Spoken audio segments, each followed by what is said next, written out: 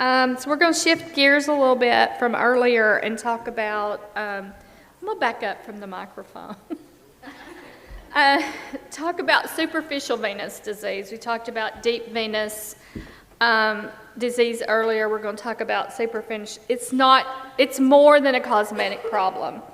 And you see the little diagram there, or picture of the foot and ankle. Sometimes the superficial venous disease, one of the first signs are those spider veins down there. But it's not just about the spider veins. It's not just a cosmetic problem. Left untreated, chronic venous insufficiency can progress to these ropey varicose veins. We've all seen these in the clinic. And left untreated can progress to the nasty looking ulcers. And if anybody's ever taken care of a venous stasis ulcer, yeah, they can be pretty hard to heal. But early recognition and treatment can prevent getting to that stage. Chronic venous insufficiency, I think Dr. Harris talked about a little bit earlier, affects 25 million adults in the U.S. That's a staggering statistics. And nearly 6 million of those have advanced disease. So it's not just a cosmetic problem. The annual cost of taking care when it progresses down to that venous ulcer is about $3 billion. That's staggering to me. And we all know how important it is, especially in this economy, to stay working, to pay our bills. A loss of 2 million workdays per year. So how can we get to where, you know, we can have better patient outcomes, treat these patients earlier before they get to that point? Who is at risk? So family history, women are at higher risk. Dr. Harris talked about that earlier, that the women can blame their kids. Doing a little bit of research in this for this talk, I saw there was one study that was dedicated just to healthcare workers. And there's a lot of prolonged standing and sitting in healthcare workers. So a lot of healthcare workers actually suffer from chronic venous insufficiency. A lot of our employees now are coming through as patients.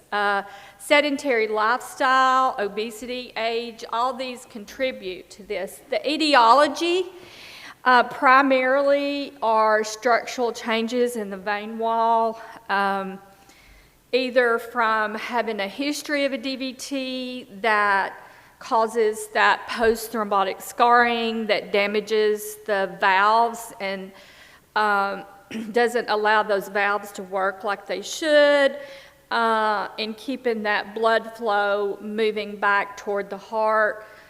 And then congenital venous malformation. So when you think about venous disease, and especially superficial venous, it can be obstructive, meaning that chronic DVT, either the veins totally occluded. A lot of times it will take 6 to 12 months for that recanalized vein to get recanalized. So it could be obstructive, it can be reflexive, meaning the valves get damaged, or you should have anywhere from 10 to 12 valves in your great saphenous vein, which is the longest vein in the leg. Maybe you didn't have enough valves, or those valves got damaged, or a combination of both. And I think those are probably the hardest patients to treat when they have a combination of valvular and obstructive disease. Talked about this just a little bit earlier about Vic's approach to venous disease and how we handle it. It starts with a good history and physical by our providers, evaluating the legs, and then ordering the appropriate exams. Assigning the correct SEEP score dictates the imaging that they order. A little bit on the SEEP breakdown. Dr. Harris talked about this earlier, so I want to elaborate a whole lot. But C1, usually you can treat with less invasive sclerotherapy. C2, they've got varicose veins with superficial vein reflux. Send them over, they can get their veins ablated. And then those more complicated C3 to C6 patients that get there's a running joke in the lab that's the combo number 2 test that gets ordered, which is the IVC iliac vein duplex and the lower extremity vein reflux. And then assigning that venous clinical severity score to these patients. I think that was a MIPS measure Dr. Harris talked about earlier. But duplex ultrasound is obviously the test of choice to evaluate for these superficial vein disease. We start that by doing a complete duplex evaluation.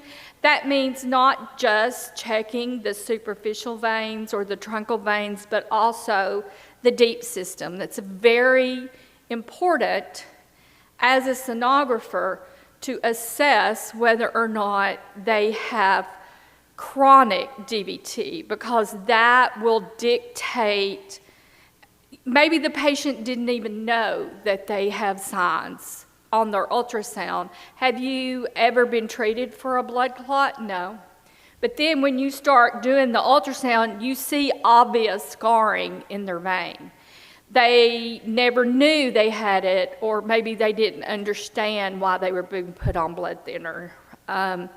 So doing a complete evaluation of the deep system helps dictate that treatment algorithm for the provider. So it's very important in a lower extremity reflux to evaluate that deep system. So what happens if you do find reflux? So we define superficial vein reflux as greater than 500 milliseconds of a retrograde flow. Here is a good example of, we all like to see this whoosh sound when we augment or do a distal augmentation, and you get that beautiful signal like that showing, okay, there's definite, this is almost 4 seconds of reflux here in the proximal GSV.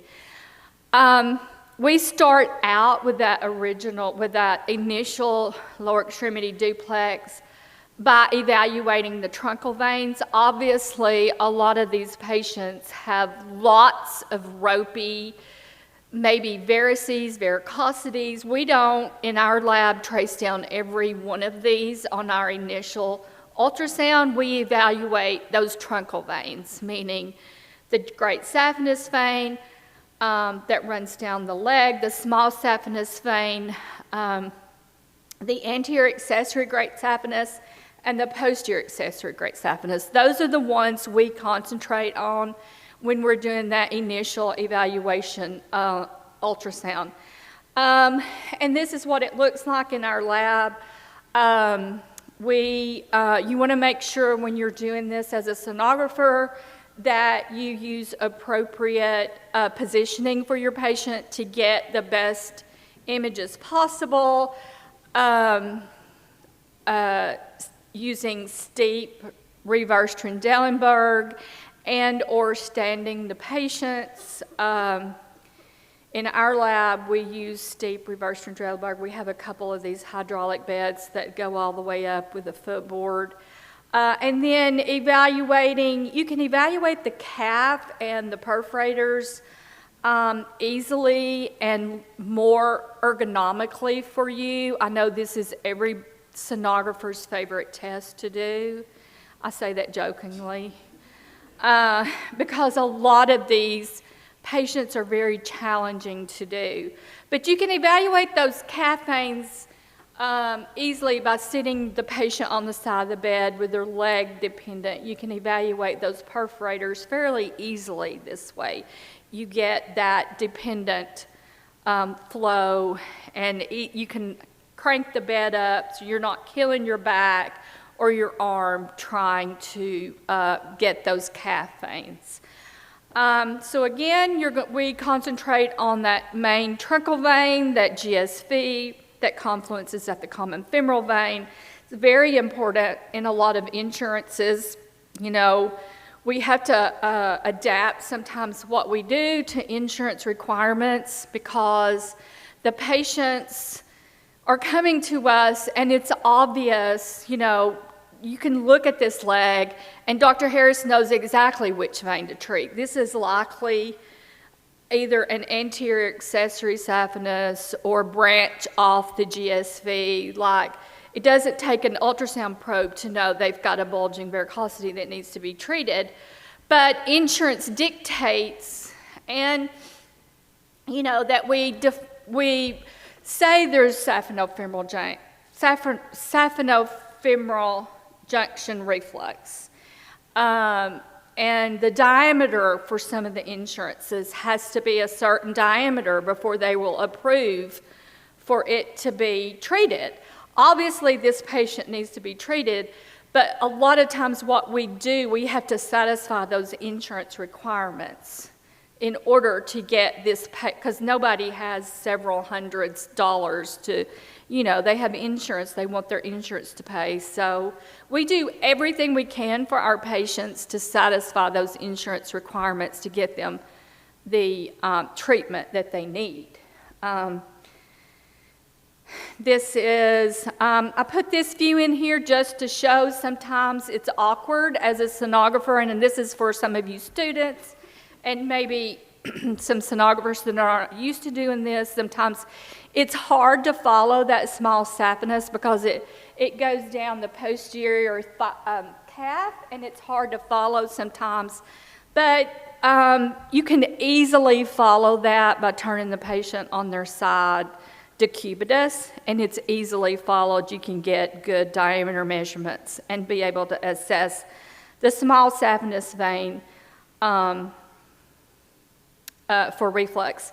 Tish said yesterday in one of our breakouts where we were doing some imaging, the small saphenous vein sometimes has variations in the anatomy. That's important when you're doing that ultrasound for reflux, that you point that out to the doctor who's going to be treating this patient.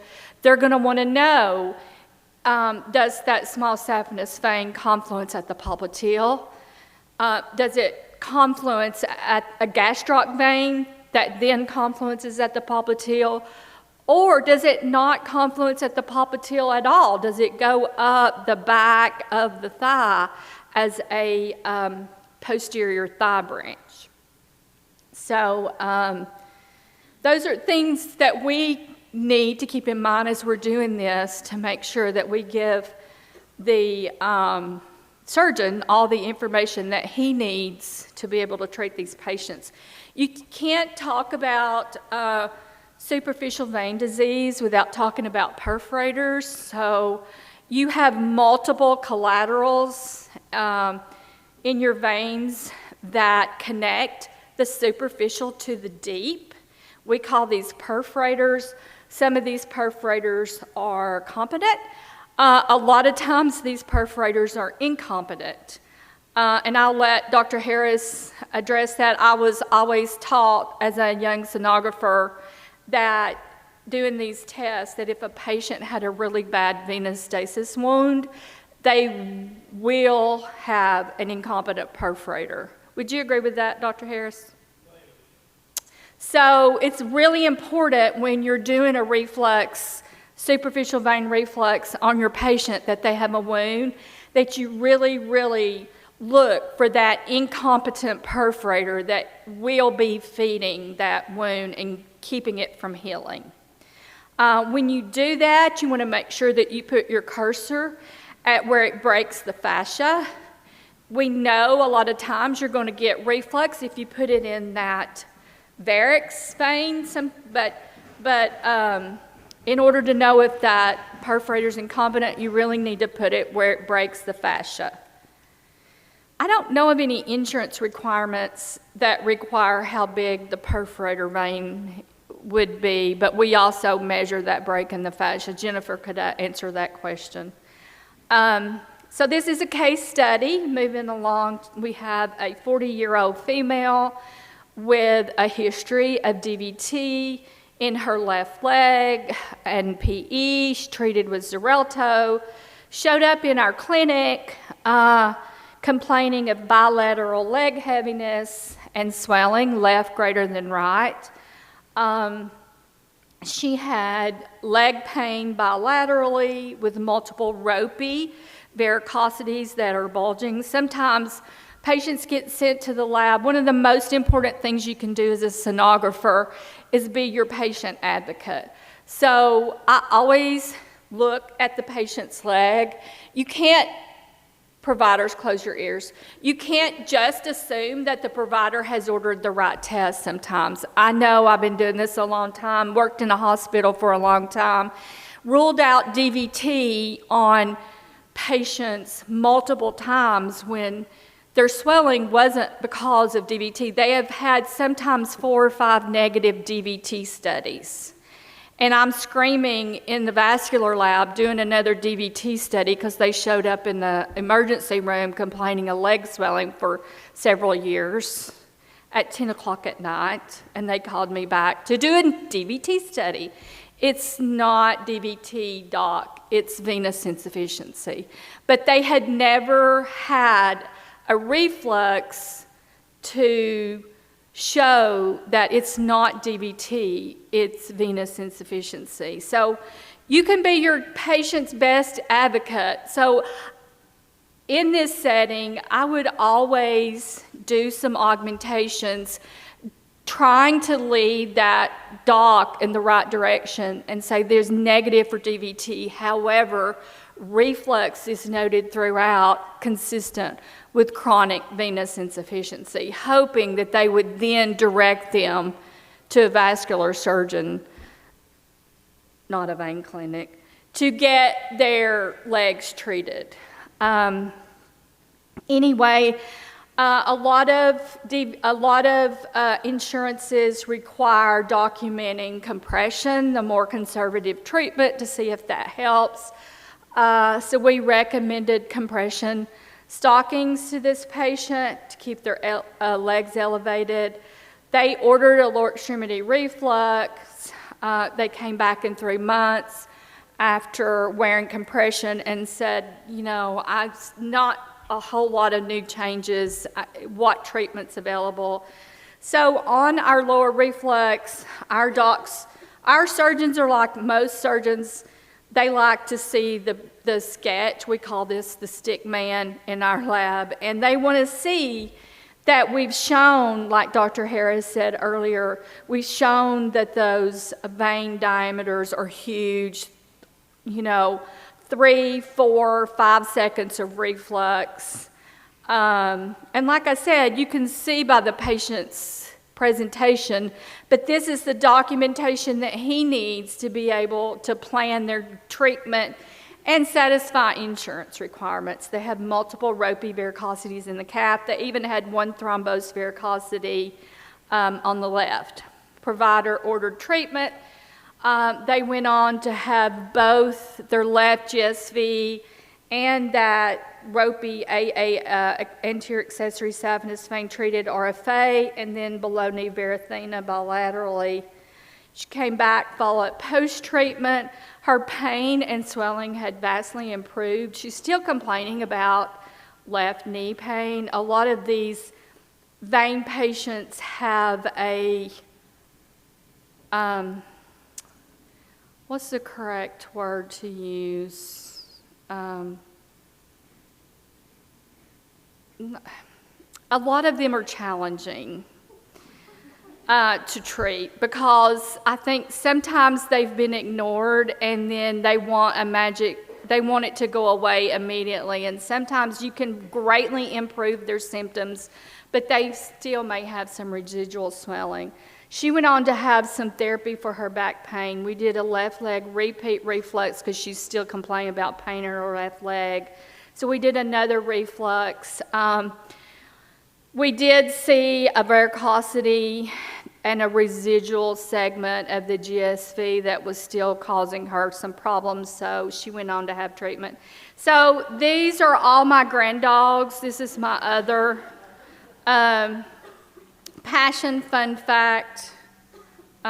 This is what makes life worth living. I don't have grandchildren. I have all granddogs. Thank you. That was a really great kind of overview on how we look at venous disease in our practice and from an ultrasound standpoint. I'll disagree with some of Tina's remarks. Look to your left, look to your right. 1 out of 3 Americans probably have some form of venous disease, and most of the time it's undiagnosed. So it's one of the most undiagnosed conditions affecting Americans in the United States.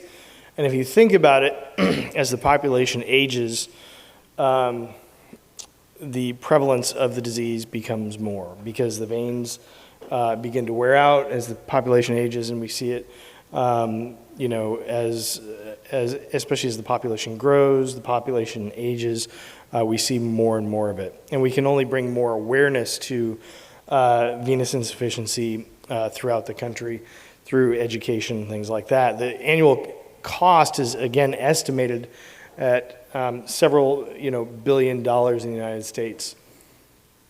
And it's much more than a cosmetic problem. So left untreated, obviously it can lead to ulceration and whatnot, but it can impact people's performance in the workforce. And so we see it in patients who are in industry. So we have a lot of patients who work at Volkswagen, a lot of patients who work at Amazon, who their legs are fatigued at the end of the day, worn out. They have to raise their legs as soon as they get home.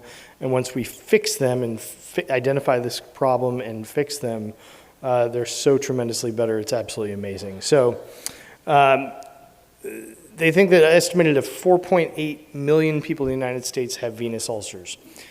I can't emphasize this enough, that the presence of a wound on a leg is not normal. It is always a vascular problem in some way, shape, or form. So a wound on a leg that is not healing either has an arterial cause or a venous cause to it. And if we can't find it on ultrasound, we're not doing our due diligence. We need to find it somehow or another. So it means we need to go back with ultrasound and look again. So if you don't see reflux in the first study, look again. Or if you don't see an arterial pathology, look again. So there's always a vascular cause, even if it's microvascular, always a vascular cause for a wound. That being said, 70% of ulcers in the United States that present are of a venous nature. So venous ulceration and treatment of that was not well taught when I was in medical school.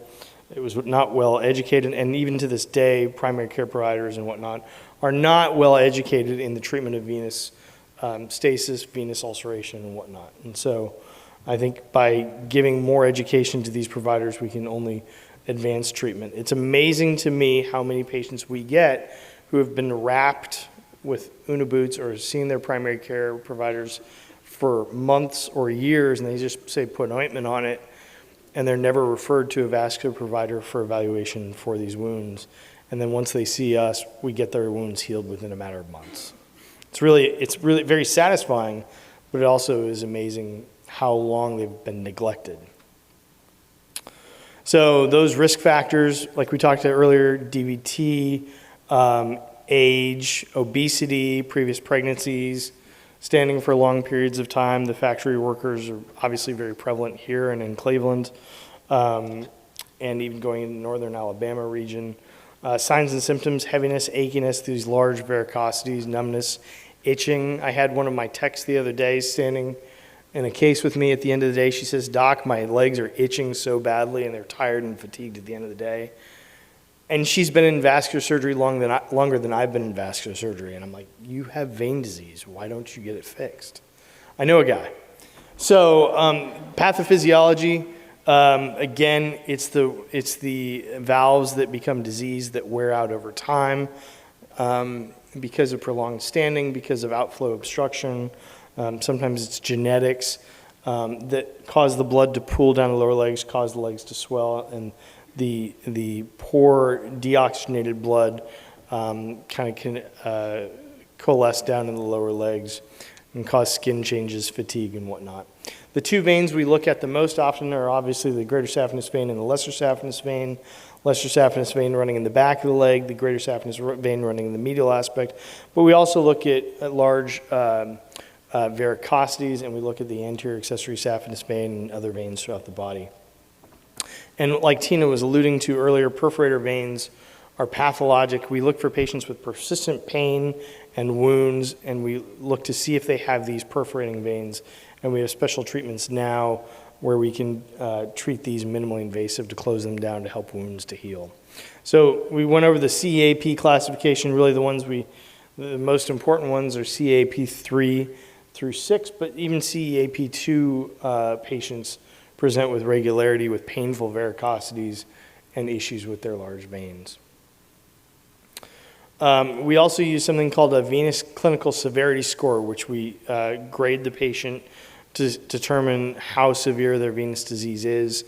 And this is just another form of documentation to kind of justify that, yes, indeed, this patient has lifestyle-limiting venous disease that warrants treatment. Obviously, we classify venous disease into both superficial and deep venous disease. And we also look to see if the patients have, if they have both deep and superficial pathology. Like Tina was alluding to, most of our patients who come in with venous symptoms, we do both an ultrasound of the above the inguinal ligament and below the inguinal ligament, because a large number of the patients who present with these venous ulcers have a large amount of mixed pathology. Some of them have superficial venous pathology, a lot of them have deep and superficial venous pathology, and occasionally they only have deep pathology, but I think that's pretty rare, and that means we just missed it on ultrasound. Obviously there's, and forgive me if anybody who was here last night, some of these slides we showed last night, there is a higher propensity to develop venous ulceration in males. African American population often presents later in the course, so kind of CEAP 6 level much more frequently, and there's an income disparity, so lower incomes definitely are later to the game as far as treatment as well. And you have to remember that these venous ulcers represent a huge cost burden to the United States and result in significant admissions for IV antibiotics. But if we can keep these patients out of the hospital, they are so much better, because the ultrasound management, the surgical management, and the wound care management are all best performed in an outpatient setting. So if I order a venous ultrasound in a hospital setting, I'll get a rule-out DVT, and that's it. They don't do venous reflux exams in a hospital setting. So if I have a patient present with venous stasis, I want their infection managed and them pushed out of the hospital as soon as possible so I can get to the business of making them better for a long time. So sometimes we'll have to put them in the hospital, IV antibiotics, aggressive compression to treat the venous cellulitis. But once you get them out, I want to see them as soon as possible. We'll do the appropriate venous reflux testing and then the appropriate surgical management along with wound care management and things like that that you would do in an outpatient setting. We don't have the tools in the inpatient setting that we do in the outpatient setting, believe it or not. So you want to differentiate arterial versus venous ulcers. Arterial ulcers, you saw those in Chris's presentation earlier. Venous ulcers typically lie in the medial malleolar region or the lateral malleolar region. I'll beat a dead horse going over the ultrasound management. Tina went through that really, really well, but you look at the venous diameters and you also look at the amount of reflux within. So going into treatment modalities, the first treatment modality, the most important treatment modality for all of venous disease? Anybody? Compression. Compression, compression, compression, compression. I call these the birth control stockings. We've progressed a little bit. We have much better looking ones. I have a buddy who actually runs a marathon. Sockwells is actually a sponsor. They're made in Chattanooga. But there are other great companies that have stylistic compression stockings like Sigvaris and things like that. The classic recommendation for graded compression for venous insufficiency is 20 to 30 millimeters of mercury. When you have the patients say they present and they say they wear their stockings all the time, I say, no, that's wrong. I don't want you to wear them all the time. I don't want you to wear them at night. I want you to put them on first thing in the morning and take them off at night before you go to bed. And then in bed, gravity should be working with your legs elevated so your legs can drain. You have to have them fit tight. You have the patient say, I can't wear those compression stockings. They're too tight. So that's exactly what we want them to be. We want them to be tight. So a lot of specialized clinics in town will actually measure their legs to make sure they're in the appropriate size compression stockings. The Sigvaris are nice or the Sockwells are really nice because they're based on shoe size. So they fit most people very well and very tight. And then sometimes there are aids that we have to help people get the compression stockings on. And then really aggressive compression for patients with non-healing ulceration and whatnot, we'll use Una boots, which a lot of our office personnel administer and put those on. They can be replaced once a week. They're a semi-rigid, multi-layered compression bandage that look pretty unsightly. But again, we'll have patients present who've been wearing an Una boot for months on years and never having been referred to a vascular specialist, and that, to me, is almost criminal. So the mainstay of superficial venous treatment is radiofrequency ablation. We use that for a large number of our venous treatments.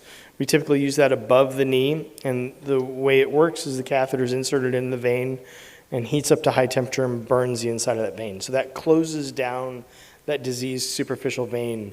What that does is drive blood flow. By closing down that superficial vein, it drives blood flow out of the superficial venous system and into the deep venous system, which is a lower pressure, higher flow system. So it takes traffic off the surface streets and puts it onto the freeway to make it easy for you. This is a video looking at how it's accomplished. So that green thing is the sheath going into the vein, and that's accessed with ultrasound. You'll see a video of that in just a minute, and the catheter goes through into the vein system. We follow it with ultrasound all the way up to the saphenofemoral junction, about 3 centimeters caudal to saphenofemoral junction, and then we'll inject the tumescent solution, which is a mixture of normal saline, sodium bicarbonate, and lidocaine, which serves several purposes. First off, it insulates the vein from surrounding nervous structures. It numbs the area that we're treating, and it also serves to compress the vein. The vein is very pliable, so if you inject the solution around it, it compresses the vein so there's more surface contact onto the radiofrequency catheter. A similar principle can be accomplished. You've heard of people having their veins lasered. It's a similar concept. It also heats up to high temperature and burns the inside of the vein. So here's a video to give you kind of an illustration of how the process works. Oh, somehow it went lateral. This is a good video of you can see it in a vertical fashion, but this shows you how fast the procedure can be. So we're using ultrasound to access the vein just above the knee. And so we've got access to the vein with a little needle under ultrasound guidance. We're running the wire into the vein. So we're going to make a little skin incision, which is roughly 1/2 centimeter in size. So that's the biggest incision we'll make for the procedure. And then we'll run, there's the sheath. You see that? That's a 6 French sheath we're introducing into the vein system. So we remove the wire and the introducer. So you have access into the vein. Now I go up and spot the saphenofemoral junction with the ultrasound probe. And I used to measure the distance from the saphenofemoral junction to the tip of the catheter. Now I just eyeball it because I've done it a couple times. And I'm waiting patiently for them to hand me the radiofrequency catheter. So I'm putting the radiofrequency catheter in, and I'll run it up to that position that I've identified up at the saphenofemoral junction. That distance there should be about 30 centimeters in length from where I've accessed. And now you can see that needle is injecting tumescent solution in circumferentially around the vein. apologize again, why I don't know why it's vertical, but you can see on the ultrasound, we're showing video of the ultrasound, the fluid going in and around the big white thing in the center of the screen is the bright white little tip is the catheter, and we follow that catheter down and inject that tumescent solution circumferentially around the vein to compress the vein and drop it down. And once I've gotten a certain distance down the leg, then I start burning. So you saw just now somebody hit the button on the probe to get the machine going, and now it's heating up to 120 degrees centigrade and moving down the leg. So we keep injecting this tumescent solution all the way down the leg while we're concurrently burning at the same time to make it more efficient.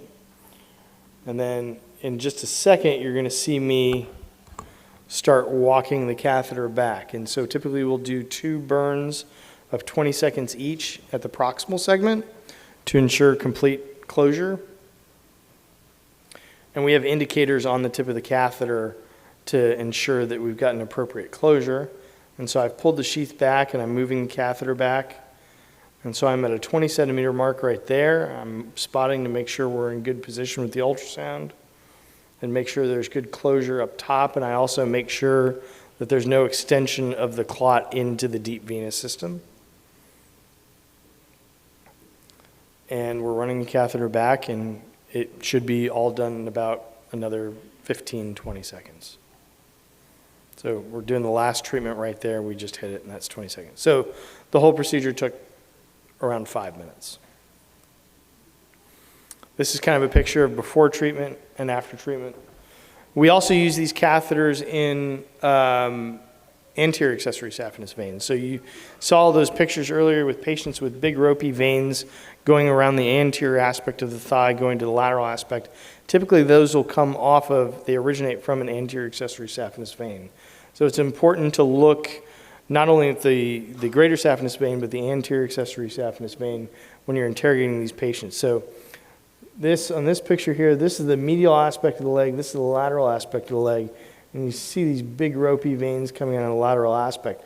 So we've actually stuck in the anterior accessory saphenous vein there, and it may be something of a short segment that you're treating with the catheter, but that RF catheter heats up to high temperature and burns that stump.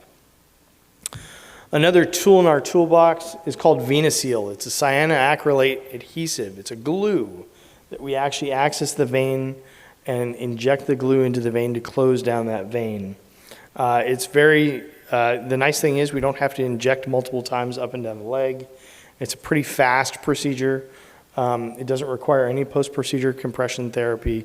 Occasionally patients can get an allergic reaction, so we make sure we screen them for any significant like glue allergies or adhesive allergies before we do their procedure. This is a good VenaSeal case that we did the other day. This was a 36-year-old gentleman who's a chef, so he's on his feet all the time. Interestingly enough, he said he was a chef, and then he corrected himself. He's like, well, I cook at Waffle House. He said, but I went to culinary school. And I said, well, that's fascinating. Are you trying to get somewhere else? He's like, no, I really like it right now at Waffle House. I said, okay, that's great. Where floats your boat?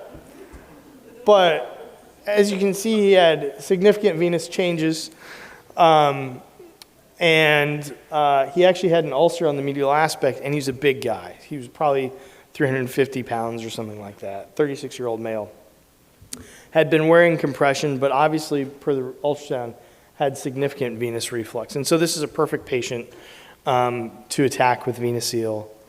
So we access the down low. You can see his ulcer kind of right here. The ulcer's right here. I stuck right just above that. The greater saphenous was coming anteriorly to the ulcer. So eventually I'm probably going to go back and treat some of that with another adjunct therapy to get into the perforator, which is down below there. But I ran the VenaSeal catheter all the way up to the saphenofemoral junction. And this is the gun that one of our techs was depressing. I believe it was Brittany, and injecting the VenaSeal glue into the vein in 3 centimeter segments. Another tool that we use quite frequently is Varithena, which is a polydocanol foam that's specially compounded And we use it in both the great saphenous and the small saphenous, as well as in accessory veins, and also in large ropey varicosities. It's really a great tool and kind of has revolutionized our care, especially in things down below the knee, where the nerve runs closer to the venous system, and in large ropey varicose veins where we traditionally would have done stab phlebectomies, would have been the only treatment. And so we access the vein with a catheter. Again, everything's ultrasound guided, inject some foam into it, and this is kind of a picture of the catheter going into underneath the wound to treat it. So that's a pretty significant venous ulcer. It's an 85-year-old woman with a venous ulcer who'd had it for quite some time before she finally came to us. And so obviously we've accessed just below that, and we're going to inject foam into the veins below that, and the foam works its way into all the tributaries feeding that ulcer. This is a good video of the procedure itself. And again, I don't know why it's going vertical. This is strange, but worked on my computer earlier. So anyway, we've got the ultrasound probe there. The needle's at the very, very bottom of the screen. You can see us accessing the vein with the needle. I've got blood return. I wish I could make that horizontal again. So I'm running the wire in. I've taken the needle out, and we're putting the micropuncture sheath into the vein. Now this is again near the ankle, and this is into the greater saphenous vein. And so we pull the introducer and the wire out, leaving the catheter in place, make sure there's good blood return. And then there's a syringe on the bottom of the screen that you can't see, but we're going to inject foam into it, and I follow that foam. We'll use 3 or 4 millimeters of foam to treat that segment of the saphenous vein. And I spot with my ultrasound probe to make sure there are no perforators that I don't want the foam to enter into, and that's the end of the procedure. That's how long it took. Pretty fast. The Varithena foam is very successful. It's a little less successful at complete closure of the vein than radiofrequency catheter, but it's again much safer to use below the knee. And the rate of wound healing is tremendously significant when we use Varithena. In treating patients with just compression versus actual complete therapy, the rate of wound closure is markedly higher when you treat patients with stenting and perforating ablation. So it's really important to look at the entire leg. Sclerotherapy is another adjunct that we use. Some of our providers here in the audience will actually inject sclera for us, and we use those for our micro spider veins. Common sclerosants used are sodium tetradecyl and polydocanol, a different form of polydocanol. So they actually get into the vein with a very micro needle and inject foam. The problem is if you're not treating the root cause, the original venous insufficiency, these recur very frequently. So I can't tell you how much venous treatment makes patients better. It's absolutely amazing. They feel like they have their legs back, and it's very satisfying once you treat these patients. And we have the privilege to treat quite a few of them every week. So.